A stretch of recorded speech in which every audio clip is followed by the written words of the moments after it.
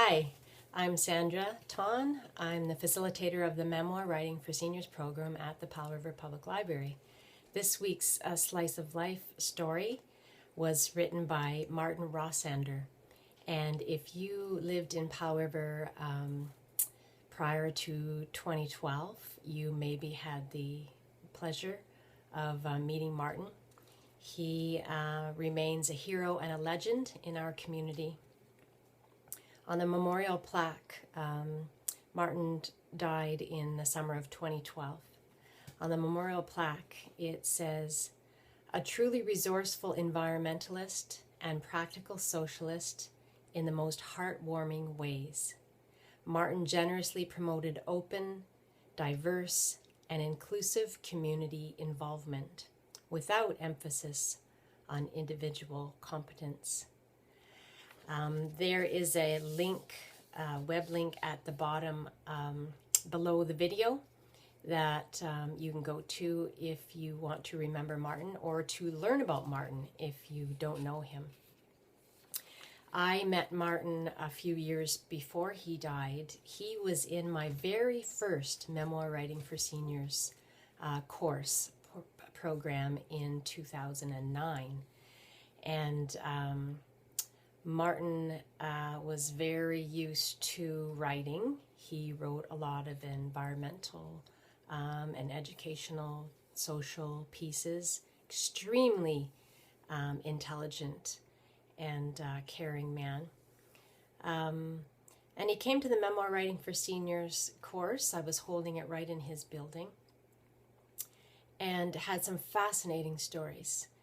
And wrote more and more about his childhood as the weeks went on. And at the end of the course, he thanked me genuinely for liberating him in his writing and bringing his childhood back and many memories that he hadn't thought of in a long time. The story that I'm going to share with you that he wrote, some of you, especially if you were at his 91st birthday party, may have heard this before. But certainly an important story to document from Martin's life when he was only 2 years old. So here it is, written by Martin Rossander, titled "Chocolate Pudding with Whipped Cream." I am about to tell a story, true to the best of my knowledge as the central figure, though I have no recollection of my overnight adventure as a 2-year-old spent alone on a Saskatchewan prairie. My entire evidence is from family folklore and a brief 2-inch printed column in the weekly Caribert Citizen, clipped, treasured, saved, and eventually handed down to me.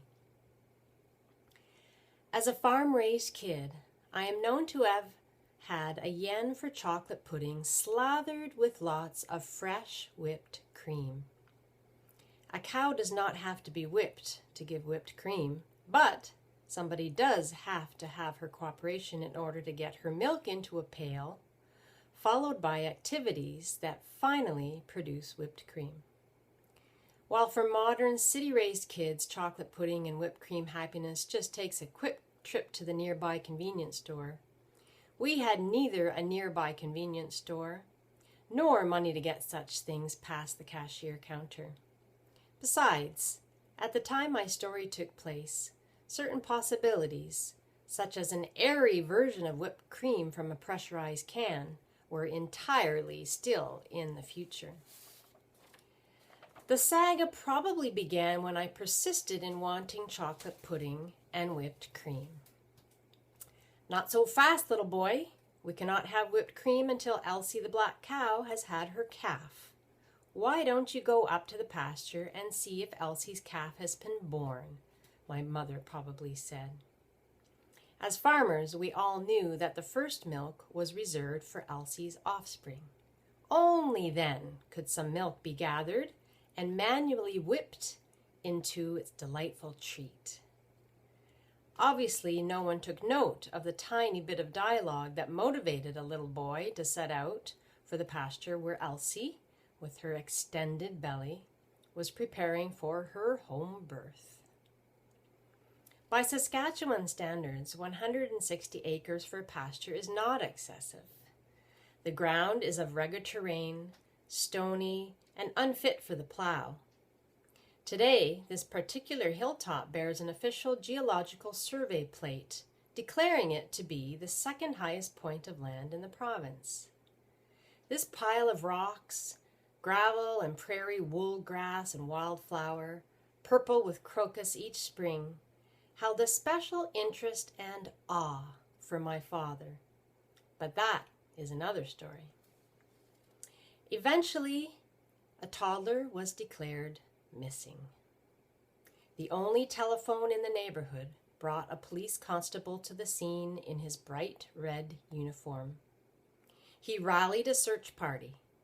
Neighbor ladies brought sandwiches to nourish the search through the valley and ravines to the north of the family residence, which by now served as the search headquarters.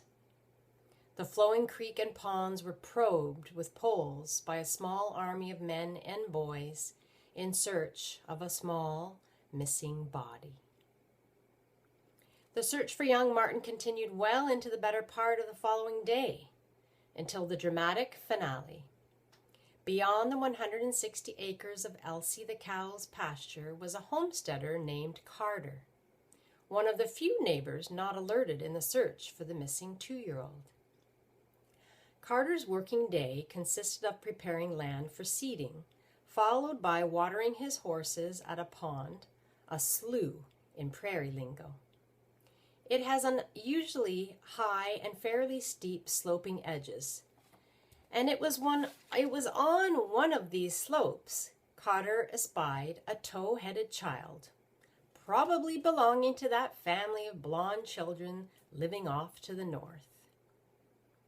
The next officially reported activity tells of Martin arriving by trotting horseback to the creaking of leather and jangle of heel chains held on the still harnessed workhorse steered by Carter, right back into the family yard from which Martin had departed the day before. Martin's sedentary condition is nowhere described.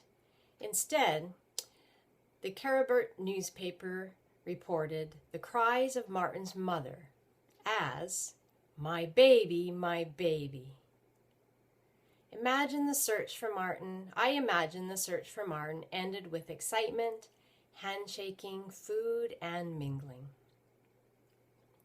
And there's a postscript to Martin's story. He writes, in 2008, during my 91st birthday celebration at Willingdon Beach Park, Powell River, BC, my sister's daughter, Joy Finlay, recounted in full the story of Martin's yen for chocolate pudding with whipped cream and how it led to a search and overnight adventure with all the trimmings of a neighborhood event. Joy and her husband Cam presented me the gift of a packet of instant chocolate puddings and a store-bought can of pressurized imitation whipped cream. So that's one of the stories, memoirs of Martin Rossander. Thank you very much for listening today. Bye for now.